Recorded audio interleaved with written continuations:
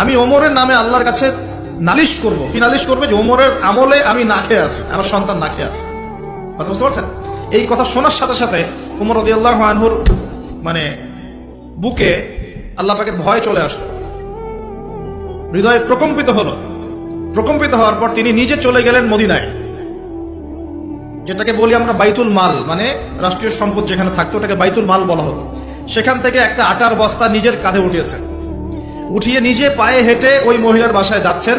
তার পাশে থাকা একজন সাহাবী, তিনি বলছেন, তার নাম আসলাম রাদিয়াল্লাহু আনহু, তিনি বলছেন যে ইয়া আমিরুল মুমিনিন, হে আমিরুল মুমিনিন, আমাকে দিন, আনা আহমিলুক, আমি এটাকে বহন করে নিয়ে যাই। আপনি চলেন, সাথে সমস্যা নেই, আমি বহন করে নিয়ে যাই অ্যাটলিস্ট।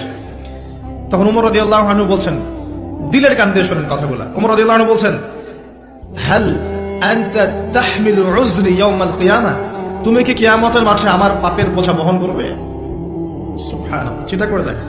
নিজের হাতে গেলেন, রান্না করে খাওয়ালেন, তারপরে বললেন আগামীকাল তুমি আমিরুল মুমিনিনের দরবারে এসো, সেখানে আমাকে পাবে।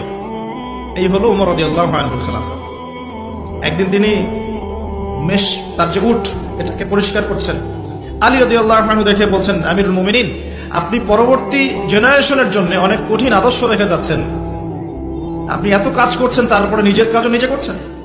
তখন ওমর রাদিয়াল্লাহু আনহু বলছেন, ওয়ালা তালুমুনি ইয়া আবুল হাসান, হে আবুল হাসান, আমাকে এভাবে বিব্রত করো না, কারণ আমি ভয় করি যে আমি যে অর্ধবিশ্ব শাসন করছি, তারপরে আমি ভয় করি যে আমার এই শাসনের আন্ডারে যদি একটা রাখালও না খেয়ে মারা যায়, আমি ভয় করি আল্লাহ এই জন্য আমাকে জবাবদিহি করাবে।